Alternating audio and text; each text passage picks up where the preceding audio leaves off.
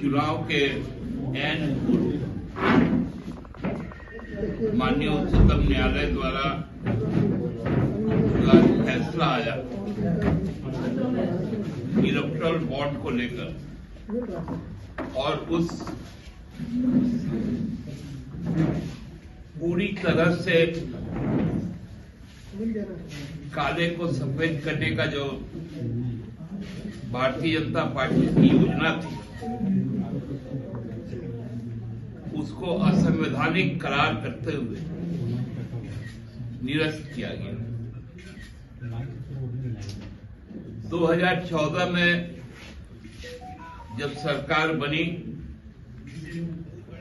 तो उसके बाद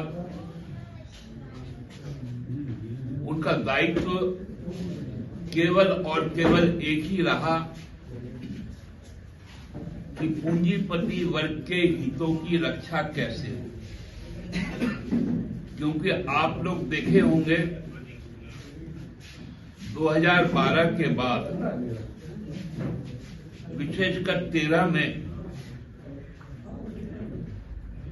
गुजरात के तत्कालीन मुख्यमंत्री पूरे देश में रोज भ्रमण करते थे और भ्रमण के लिए उन्होंने एक उद्योग समूह का वाहन लिया था। उस उद्योग समूह का नाम अदानी था और 2014 में निर्वाचित होने के बाद उनका पहला लक्ष्य था कि अदानी समूह जो उस वक्त 10 बड़े उद्योग समूह में सबसे नीचे था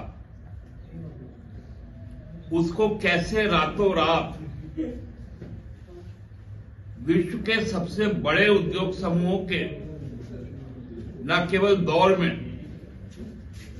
बल्कि सर्वोच्च 3 पदों में 3 पायदान पर उनको रखा जाए।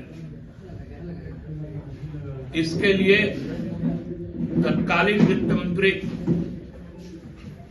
स्वर्गीय अरुण जेटली साहब जो सुप्रीम कोर्ट के बहुत सीनियर लॉयर कानूनविद, उनको एक विशेष टास्क दिया गया कि भाजपा का पेट तो भरना ही है,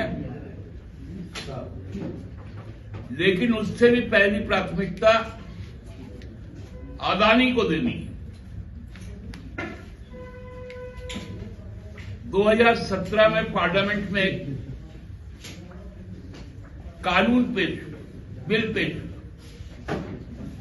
इलेक्टोरल बॉन्ड, और उसको इस तरह से पेश किया गया मानो कोई क्रांतिकारी काम,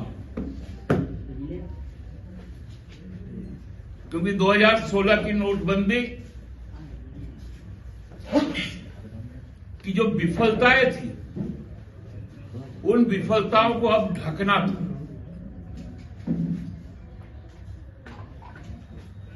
इसलिए कहा गया कि state bank of India election bond जारी करेगा।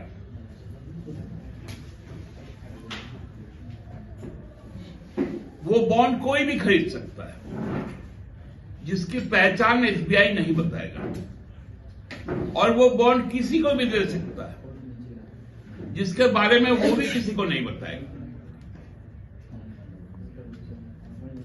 तब याद कीजिए हम लोगों ने इस पर कहा था, मैंने, कि ये पूरा मनी लॉन्ड्रिंग का मामला है, धन शोधन का मामला है। पॉलिटिकल पार्टी कहने के बाद आरबीआई के तत्कालीन गवर्नर ने भी इस बात को कहा था कि इससे रेगुलेशन में दिक्कत होगी। तत्कालीन मुख्य चुनाव आयुक्त ने भी इसे अव्यावहारिक बताया था, और जब ये चैलेंज हुआ तो सुप्रीम कोर्ट की प्राथमिक टिप्पणी भी यही थी कि इससे पारदर्शिता समाप्त हो जाएगी। लेकिन हम तो हैं मस्तान, मेरे पास बाहू में है दम, लोकसभा में हमारी बहुमत, 2018 से इसको लागू कर दिया गया। पहले तिथि की गई कि 1 अप्रैल से होगा। कर्नाटका में चुनाव था, 1 महीने पहले ही कर दिया गया, मार्च में, फाइनेंशियल ईयर के बीच में ही। उसमें भी 10 दिन का एक्स्ट्रा ग्रेस दिया गया।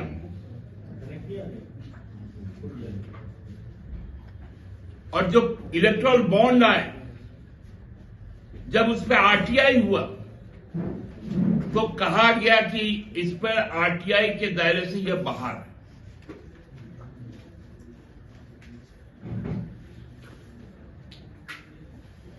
चोरी का सीना जोड़ी क्या होता है, वो भाजपा से कोई सीखे। तब से यह मामला लंबित था और आज संवैधानिक पीठ ने 5 जजों की न केवल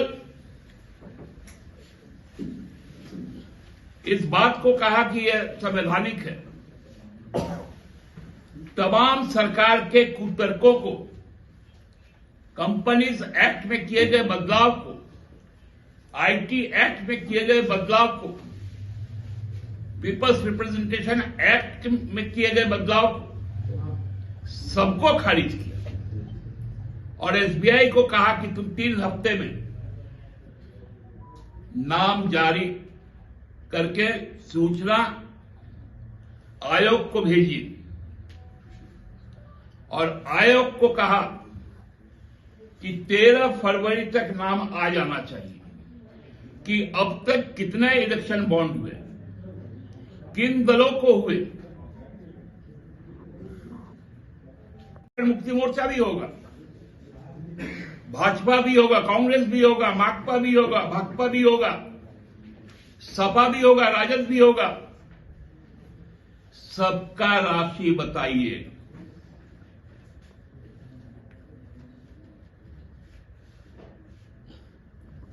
और हमको लगता है कि एक ऐतिहासिक फैसला है, क्योंकि जब चुनाव की अधिसूचना जारी होगी तो चुनाव आयोग बताएगा देश बेचने का काम किसने किया। देश बेचने वाले लोग सामने आएंगे और देश को खरीदने वाले लोग के भी नाम सामने आएंगे। वो ऐतिहासिक पल होगा 13 फरवरी। और आश्चर्य मत कीजिए, मुझे तो आश्चर्य नहीं होगा कि 13 फरवरी बोल रहा, 13 मार्च, सॉरी, फिर से 13 मार्च, वो ऐतिहासिक दिन हो जब देश बेचने वाले का नाम सामने आएगा, देश को खरीदने वाले का नाम सामने आएगा। और मुझे तो आश्चर्य नहीं है, मैं आज आपको बता रहा हूं, कहीं कल परसों में कोई ऑर्डिनेंस ना आ जाए कि सुप्रीम कोर्ट के इस जजमेंट को हम बदल रहे हैं, क्योंकि पार्लियामेंट का सेशन ओवर हो गया। पार्लियामेंट का सेशन ओवर हो गया। अब ये चोरों का जमात एक ही सहारा लेगा कि ऑर्डिनेंस लाओ, अध्यादेश लाओ और इस फैसले को खारिज करो। और बड़ा सीना तान के घूमने वाला ईडी, अब तुम्हारा पीएमएलए एक्ट 50 कहां जाएगा?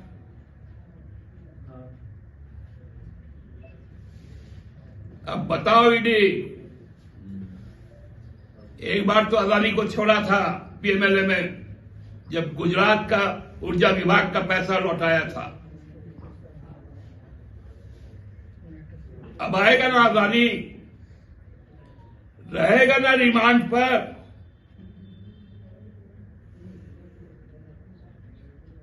है हिम्मत ईडी में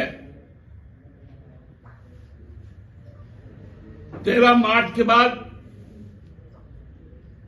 चुनाव आयोग के वेबसाइट पर ईसीआर ले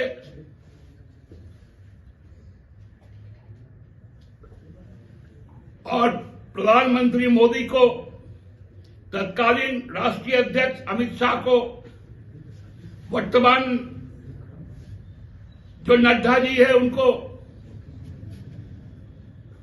गौतम अडानी को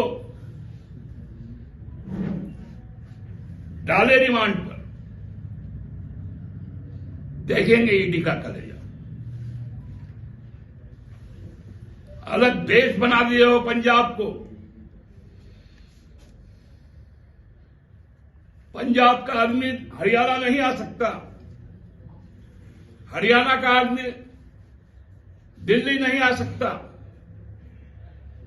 अर्धसैनिक बलों से शेलिंग करवा रहे हो। एसएलआर से गोली चलवा रहे हो।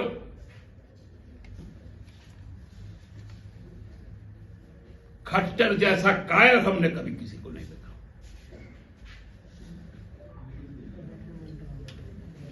जो 1.5 किलोमीटर दूर से शेलिंग करवाता और अपने ही देश में ड्रोन से शेलिंग करवा रहा है। ऐसे बुज़दिल लोग हैं।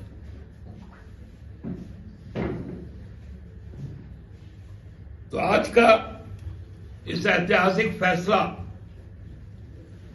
और उस फैसले के बाद भाजपा का कुतर्क का हम लोगों को इंतजार रहेगा। धन्यवाद।